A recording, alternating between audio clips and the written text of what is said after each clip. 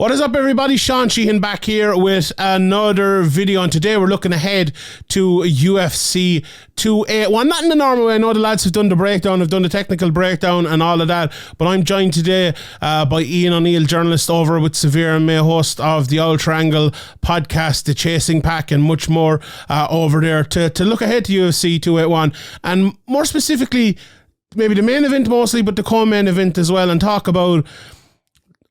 Do you know what I want to talk about today mostly is the expectation levels for this, and look at it from both sides, like why we should be excited about it, but also why we maybe should think maybe a little bit more about it, or maybe not be too excited about it, but we'll get into that. Ian, thank you very much for joining me. How are you today? I know it feels like it's not too long since UFC 280 happened, and we're coming up to UFC 281 now. We've UFC 282 coming up. Is John Jones going to be on it? It's a good time for UFC pay-per-views at the moment, approaching Christmas, and I know you're looking forward. Well, are you looking forward to it? We'll see, I suppose. How are you today? I am. It's going to be a hectic end of the year, and it's been a hectic 2022 so far. But I think, the last couple of pay-per-view events and a couple of other fights that are set to go down now in the mixed martial arts world over the next couple of months has me excited overall. And, especially this UFC card, Israel Adesanya, Pereira is, a good fight on paper, and it's backed up by a really solid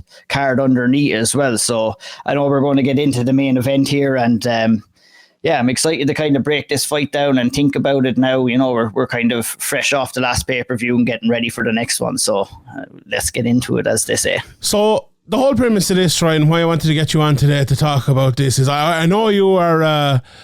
You're an old school guy when we talk about MMA, and you love, like myself, I suppose to a large degree, you love the fights, you love what MMA is all about. You're more of a Gamrot versus Saryukin guy than a Jake Paul versus Anderson Silva guy, if you want to put it that way. And as I said, I am too. But at the same time, I'm a realist, you're a realist, and I think a lot of people who are MMA fans are realists, especially, and I'm here in Ireland, you're obviously over in Canada, but especially people like in Canada, in USA, and other places in the world that have to pay for pay-per-view.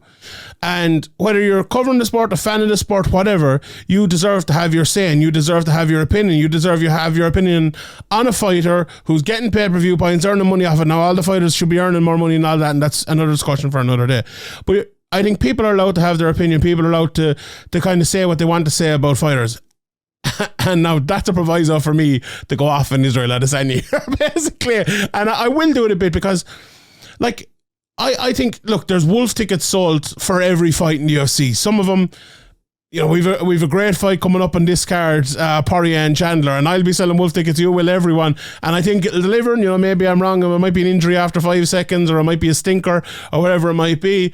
But we break that down the way we can. It feels like Israel Adesanya, every time he's fighting, his fights get broken down as if they're going to be barnstormers. I was watching an event there, it was the last event or the event for probably all of them, in fact, where they showed this, and it's like they showed a preview for Adesanya versus Pereira, and they were like, this is going to be like a fight of the year. This is a fight, he's been knocked out before. It's going to be, both guys going for it. And Dana White, after the last fight, the Jared Cannonier fight, saying, I guarantee you his next one won't be terrible. Well, like, I don't buy that, and that's what the whole point of us coming on here today, and for me to say, and maybe you can agree with me or disagree with me, I don't know, and maybe I'll agree and disagree with myself in a second when we look at it from the more sporting point of view. But when you're on it from like an opinion point of view, from an entertainment point of view, from someone in the States paying $75 or $80 or whatever it is to buy a pay-per-view, are you going to really want to be fooled again by Israel Adesanya? Like, are you really going to want that? Like, that Jared Cannonier fight, it was the worst of them all. Look, if you go in there against Yoel Romero, we know, I saw Yoel Romero fight in person a few weeks ago. The guy's an absolute beast of a man. If you step away from him, try to outpoint him over 5 rounds, I've no problem with that, right? If you come up against the greats, if you're fighting, Makhachev, if you're fighting Demetrius Johnson, if you're fighting Jose Aldo or whatever, and you have an astute game plan to beat them, no problem. If you're fighting Francis Ngannou, and you have an astute game plan, a boring game plan to beat him, to not take a punch, I have absolutely no problem with that, right? But then you go in there, and you go in against guys who are like significantly worse than you in all areas.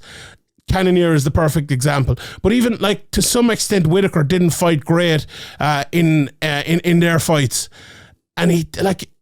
I give him great credit for those fights. They weren't the most exciting fights in the world.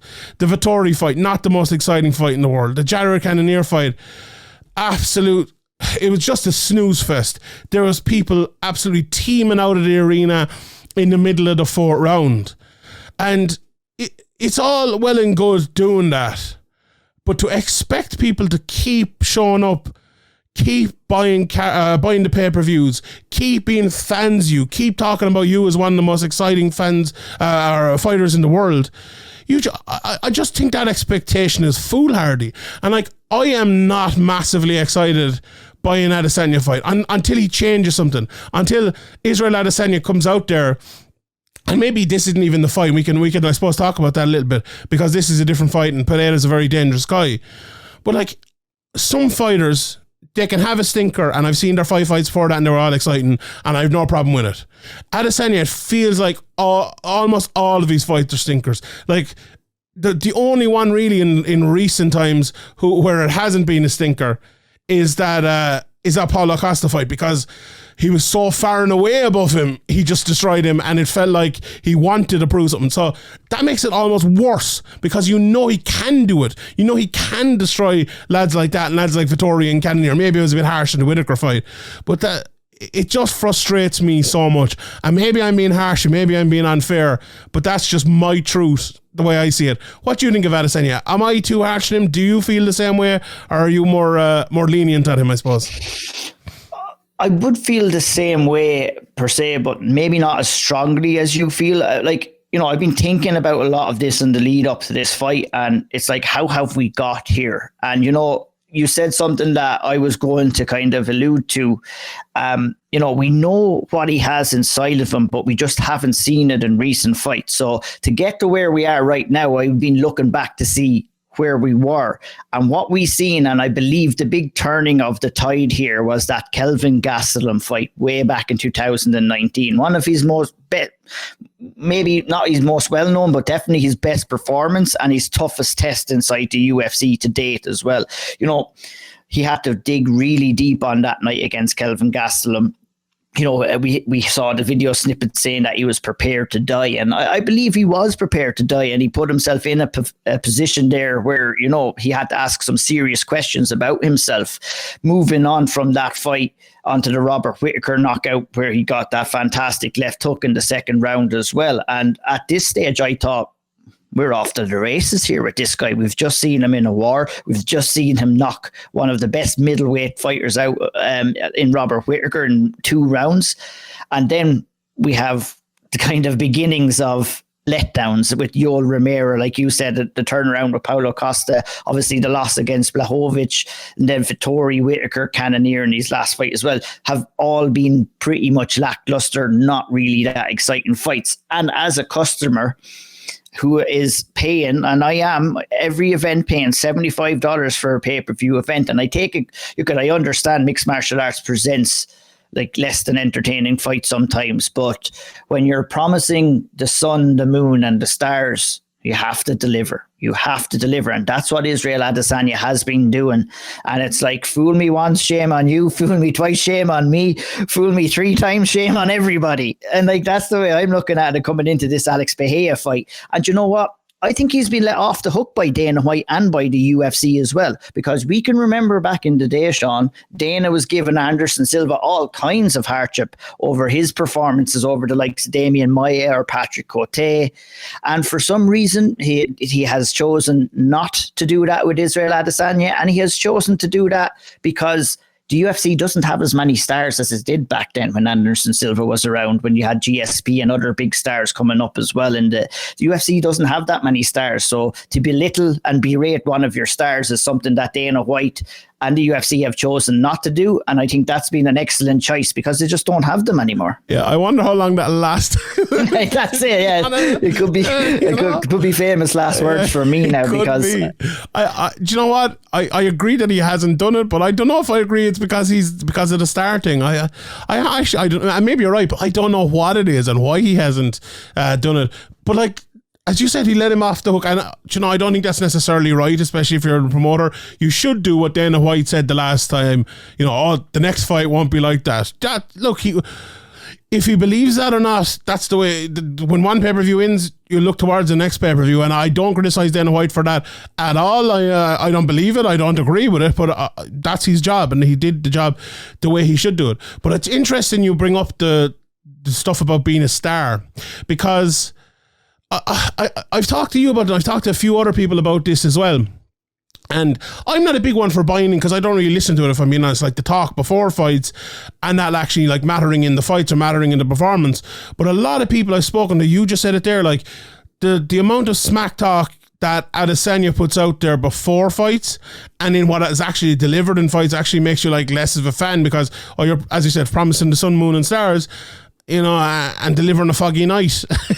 Basically it's what we're getting. And I think as I said, I don't necessarily feel that way, but I think a lot of people do feel that way. And the point on that is the stardom point. If you want to be a big star, and we've seen it with all the fighters down through the years, whether, McGregor obviously being the biggest one, but other people who've become stars, whether it's Cyborg or John Jones or whatever, they put on the performances that are star making. They not only talk very well, they not only have the personality and all that, but they put on the performances as well. Now, Adesanya, it's not to say that he hasn't. That Gastelum fight was one of the best fights we've ever seen in UFC history. He's had some very, very good fights, but he's fighting average fighters a lot of the time here, with all due respect to them, in the worst division in the UFC, arguably. Maybe women's featherweight and heavyweight, maybe in a few others, but middleweight is very bad, especially it's the worst division, I think, at the very top level. And he's not necessarily making it look hard, but not making it look easy. And that is not a star make. That does not a star make. It really, really doesn't. And I feel like if he wants to take it to that next level, if he wants to move from, 450,000 pay-per-view buys to 900,000 pay-per-view buys, if let's say if he fights, a big name, Usman or someone, if he was to move up to make it like a 1.2 million or something, I think he has to take it to that next level. And it really matters what happens inside the cage. It's all good talking, it's all good winning and all of that, but you don't want to be that guy who's winning boring over and over and over again, because fans will forget, but they won't be fooled over and over and over again. And I think he's at a very, very, very delicate place. Like, I honestly think, and I'm interested to get your thoughts on this, he's a star in the UFC, there's no doubt about that, but he's one that could be a massive star and he isn't, and I think that's a lot of the reason for it. Like, Adesanya is one of those guys as well, and I think this is what I'm about to say is not a bad thing, but you either hate him or you love him, right? He is one of those personalities that, some people actually don't like him. I'm not sure really. I like some parts of him, I don't like other parts of him, but that's the best thing you can have in MMA. People tuning in to see you lose, or people tuning in to see you win because they're massive fans of you. But it's just, that star, Ian, is just not as big as it could be, is it? No, and it's simply down to the performances that we have seen in recent times. Look at time and time again, we'll go back to Conor McGregor, obviously, because he's the biggest star that has been created through mixed martial arts so far. The difference with Conor is that, we could connect to his charisma. We could connect to what he was saying before the fights, but he was going in there into the octagon and he was delivering as well. You know what I mean? And that adds to your star power. When you say something and you do something and you're proven right, people enjoy that.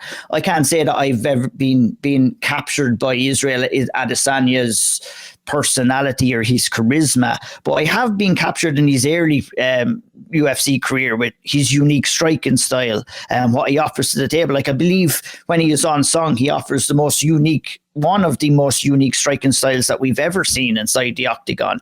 And seeing flashes of that skill at the start of his UFC career, and when he picked up the title against Robert Whittaker for the first time, getting the chance to see that and then it being taken away from us kind of adds to our want a little bit more. And then going and saying you're going to do it and throw these flashy strikes or finish it or put on a show and then not do it takes away from that as well. Like, I mean, the general consensus after his last fight was his walkout was more exciting than his fight. You don't want that. You do not want that. And I loved his walkout. It got me going. It got me fired up. It got me excited. It got me anticipated. But then the fight just fell flat on its face. And forget about the talk, forget about the walkouts, forget about what you say. It's all about what you do when the cage door closes and you start that fight. That's the most important thing. And that's when you have to deliver. And Adesanya's time is running out because people are going to start getting more and more impatient if he keeps producing lackluster performances in there. So let me play devil's advocate here for a second, right, to the points we've just kind of agreed upon. You know, you kind of said there he has to start delivering in the fight. He won that fight easy, right? He really dominated against Jared Cannonier from pillar to post. The other fight, the Vettori fight, basically the same. All the fights we probably gave him criticism from, apart from the Blachowicz fight, he has dominated and won them. Like, where I'm just being, and maybe I should have finished that. Mm-hmm. Me wanting more, and maybe you wanting more, and other people is being super selfish towards ourselves. It is, absolutely, and I'll be the first to admit it. But that's what I want to see. Okay, and I have to tell everybody what I want to see, the same as what you do as well. Yeah, I feel that, you know, I've talked, and me and you have talked in the past about fighters taking chances, whether it's taking a jump to the UFC, taking a pay cut, taking chances in big fights, creating those opportunities for finishes as well. Because if you have to create a finish inside the octagon, you have to take a chance. You have to be willing to maybe move in on the inside, create openings for yourself, which is not always good. But what Izzy seems to want to kind of produce in his fights is this perfect picture. And, you know, that's all well and good and from a technical standpoint and everything. But when you're we were talking about Israel being a star here. So it's fine balancing that entertainment with everything else, you know, ultimately to get that star power that you feel you deserve or feel that you earn. But it all comes with taking chances. And I think you would think the same in some of the fights that we've seen with Jared Cannonier, with Marvin Vettori. We feel that if Israel had taken more chances, he probably would have gotten more finishes.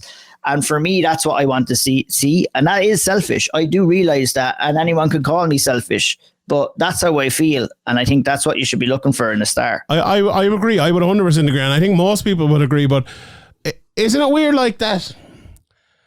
That's okay. Right. So what we're talking about here is reality. Right, we're talking about the reality of the situation. There's many realities in MMA which we don't really like, right? So you just said there sometimes you have to take maybe less money or, you know, more chances, while we still advocate for guys, you know, plotting out their career, while we still advocate for guys getting more money. But like, the reality of that is, like, when's that going to happen? Is it going to happen? Is it going to happen in 5 years' time? Israel Adesanya could be retired in 5 years' time, you know? Well, no one actually retires in MMA, but you get what I mean. So you have to look at the reality of the situation now. And I would love it, to be honest. Well, maybe I wouldn't love it, but I do look at the side of it, and I understand the person's position when they say he won that fight and he won it how he needed to. He hit and he didn't get it. He didn't hit that much now, but he hit and he didn't get it. That's the way you should win in mixed martial arts. But when we're talking in reality, he didn't do enough to push himself to that level. And I'll give you a quick example here, right? And do you know what? It's actually a compliment to Israel Adesanya, this is as well, because he is that step away from superstardom. You know, the example I'll give you is Demetrius Johnson. He not only technically, physically dominated people, and tactically, he also was exciting. He was the guy getting last second submissions. He was the guy mousetrapping people, throwing them up in the air and armbarring them. He was the guy doing all of this, throwing these big knees to the body in the middle of the cage against wrestlers like Henry Cejudo and all. But why was he never a star? He didn't have the personality that Adesanya has outside it. He wasn't the guy people hated or loved. You know, he wasn't that. And that's the thing. It's just a bit disappointing with Adesanya, right? Because he has the personality, he has the charisma. You know, I talked about Sean O'Malley there a couple of weeks ago, and I don't think he has the charisma, to be honest. I think it's very put on. With Adesanya, it's not put on. It's not put on at all. I'm not saying you have to love it or you have to hate it or anything like that, but I think he is truly authentic and truly him, and that's a hard thing to find in mixed martial arts, right? He has the ability. He's a fantastic fighter, but he's missing that like next level star making performances over and over again. We've seen a couple of them, And that's the biggest issue. Now, again, to play devil's advocate, he is going in winning the fights. He is doing what he needs to do. You can't be too harsh on him because of that. But at the same time, you're looking out for him, saying, you know, I remember this famously from CM Punk talking about Vince McMahon, you're a millionaire who should be a billionaire, you know, and maybe not that with Israel Adesanya, but, you know, he might have 5 million in the bank, where he could have 15 million in the bank if it was a little bit different. No, maybe I'm wrong. Maybe he couldn't. Maybe it wouldn't make any difference, you know, if he's gone in there absolutely destroying these guys. But if past this prologue, and we've seen guys do that before, it's always kind of helped their careers in the short to medium term anyway. And I think for Adesanya it definitely would as well. But maybe we'll digress on that for a second and just talk about the Esparza versus Zhang fight on the same, and maybe we'll pop back to Adesanya and kind of put them both together, because we were talking about taking chances. Maybe if we were finishing on Israel Adesanya, probably going in there against Alex Pereira and looking to take chances is probably not the wisest thing to do. That being said, yeah, maybe hold off, is he, on this one? Maybe the next one, you know, when you're fighting Darren Till or someone. We don't know what we want, Shawnee. We don't know what we want. But like, that's the thing. I've said that. I've never said that he should have gone in there and fucking gone toe to toe with Yoel Romero. Absolutely. Right. No doubt about it at all. I'm looking at Vettori. I'm looking at maybe Whitaker, maybe even a little bit. I'm looking at Jared Cannonier. Open up, get that finish, look for that finish. You're not putting yourself in that much danger because you're faster, better defensively and all that. There's ways that you can open up offensively to still stay defensively true to your game and win better, you know. So very interesting.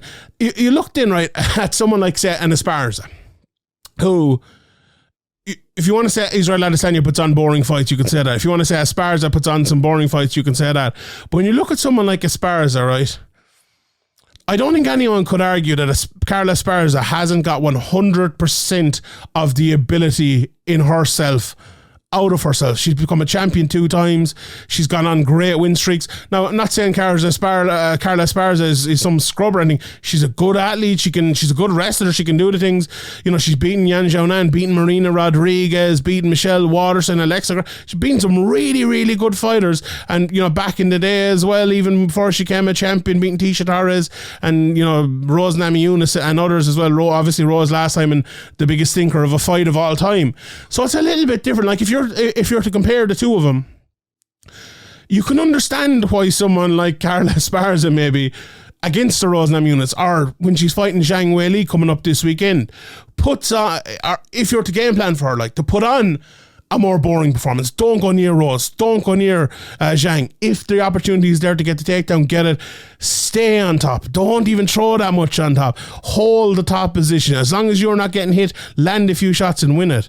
Because that, you know, you have to, as we said, we're talking about reality here. We're talking about the realistic side of this situation, and that's, I think, the realistic side of her situation compared to someone like Israel Adesanya, where you expect more from them, where you see they have more for them. So it's a kind of horses for courses thing, I suppose. But in that fight as well, the Esparza versus Zhang Weili fight, like, if she went in and put on a 5-round borefest and won it, I think everyone will be cheering for her, right? I think they will. Now, maybe the Pereira one is not the one with that, but it is a bit different. And am I being contradictory there, Ian? Am I being a bit harsh on Adesanya and a bit easy on Esparza? Or do you see the fair point in that?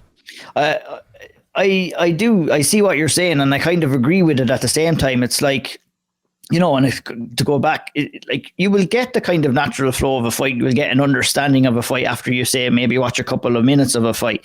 And if we have the ability to notice those things, you can be sure that guys like Israel Adesanya or Carla Esparza are doing it. And you know when you're in there in the fight where you have to push or where you have to pull back, or you notice the dangers of some of your opponent. That's called fight IQ, you know.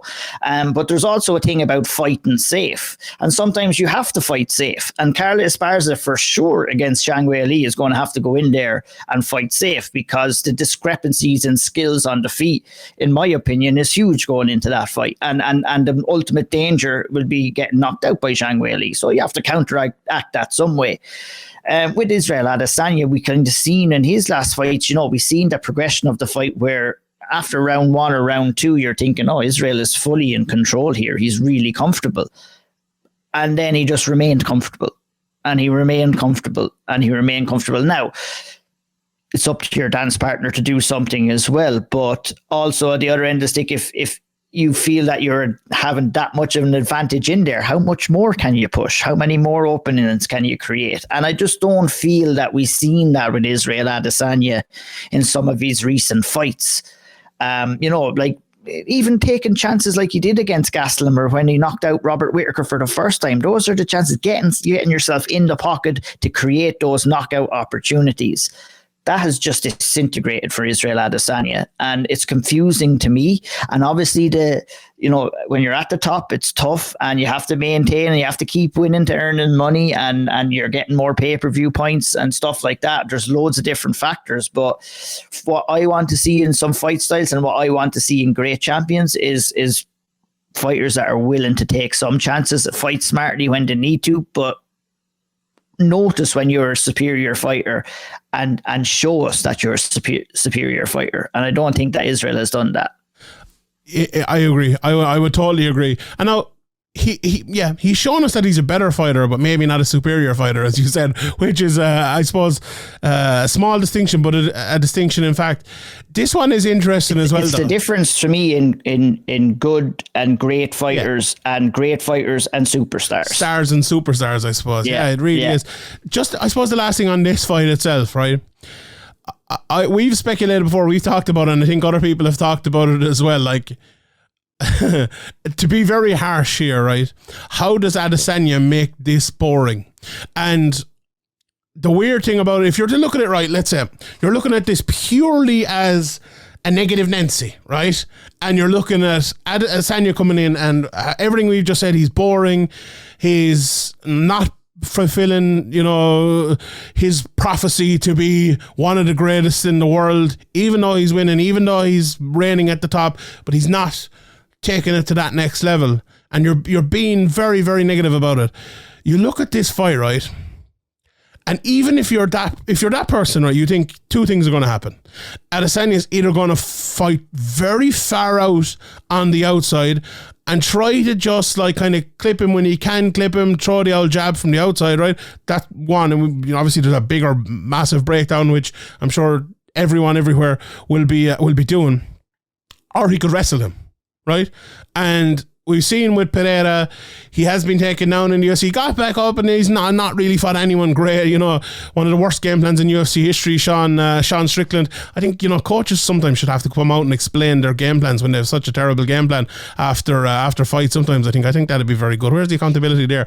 But maybe the game plan was in place. Maybe Sean, just to play devil's advocate on that, maybe Sean Strickland was just too silly not to do it. I was just sticking in the needle there a little bit. But anyway, yeah, I know. But the second point in that, right, is if you're the biggest Adesanya fan in the world and you're talking about Adesanya winning this fight, what way are you talking about that then? Because you're probably also talking about Adesanya either wrestling or fighting him from the outside and picking him off. Like, I don't think Adesanya's biggest fan in the world is going to say Adesanya is going to go in the pocket, make this an exciting fight and win it that way. Now, to play the realist, to play the analyst, to play the journalist, I don't think he should. I think this is a fight where, as I said at the start, where he should play a more boring game because he's fighting such a dangerous guy. But with all those three sides of it, I suppose, stuck together, if you're realistically analysing and previewing this fight, I actually don't really see an exciting outcome of it, to be honest. Unless Alex Pereira is a way better kickboxer than him, and you've watched their fights, I know, and you know a lot about Alex Pereira, more than me, in fact, and you could tell me here, unless he is way better than Adesanya and has the ability to break down Adesanya's ultra defensive outside game, this has Stinkfest written all over it, I think. Am I wrong? Yeah, you're not necessarily wrong. I think there's a couple of different X factors in this, and I think the biggest X factor is the power that Alex Pereira possesses. Because looking back at those kickboxing fights, and to go back to the last one, all right, all the videos that you're going to see is Israel getting the oxygen tank on and getting him helped outside of the ring after that fight, after a brutal knockout, and it was a brutal knockout from Alex Pereira. But before that happened, Israel Adesanya was winning that fight. And he was out pointing at him and he was out techniquing him. But the exciting part for me is that X power in the knockout power, Alex Pereira, that can land and did land at the end of that kickboxing fight. And the exact same thing could happen in this mixed martial arts fight as well. And that's what the UFC are going to try and sell to the mass audience here, is this kickboxing battle. And we're talking about winning over fans and everything like that. Well, it's going to be sold as this great striking battle, but what Israel Adesanya has to do here is turn this into a mixed martial arts fight and look to take this fight down. It's the clearest way to being successful against a guy like Alex Pereira. You don't have to go complete wrestler. You don't have to go like balls to the wall taking them down. Throw your feints, level change, clinch up, try to trip. You know, all of these things can kind of throw Alex Pereira off his game. But I think we will still be on the edge of our seat until, if these two guys are standing up in round 5 and trading off. It's up to Israel Adesanya whether he allows that to happen or whether he doesn't, because we know what Alex Pereira is going to do. He's going to stay trudging forward, and he's going to be looking to get off that big left hook that knocked out Israel Adesanya in their kickboxing fight, and that's what he needs to do. So, number one, does Israel Adesanya play into that? How has he affected after being knocked out? And does he have the know-how to get the fight down, or does he have the want to get the fight down? And remember that this is a mixed martial arts fight, because you know what, he says he doesn't listen, but there's been all talk, and he does listen. He does listen. So sometimes you can kind of listen a little bit too much. I think this is the fight. You know, we based this whole podcast about Israel Adesanya taking more chances, being more entertaining, and yet Alex Pereira is not the guy to do that with. He's not the guy to do that with. Definitely not. And I think that the route, funnily enough, probably to end up in contradicting ourselves overall, Adesanya is probably going to have to go out there this time and fight a boring fight and look to try and turn this into a mixed martial arts fight. He cannot get drawn into a kickboxing fight inside the octagon at UFC 282, or 281. It's not going to work out well for him. I think I'm excited to see that. Those are the two exciting things. Can Alex Pereira land? Can Israel Adesanya turn this into a mixed martial arts fight? Those are the two big questions that I have going into the fight. It's very, very interesting. Very interesting. And you know what? We'll either be right or we'll get a really exciting fight. So, but we're winners both ways if we look at it that way. So, right, we leave it there, Ian. Thank you very much for joining me. I appreciate it. Very interesting. Thanks to everybody for watching, and we'll see you all next time.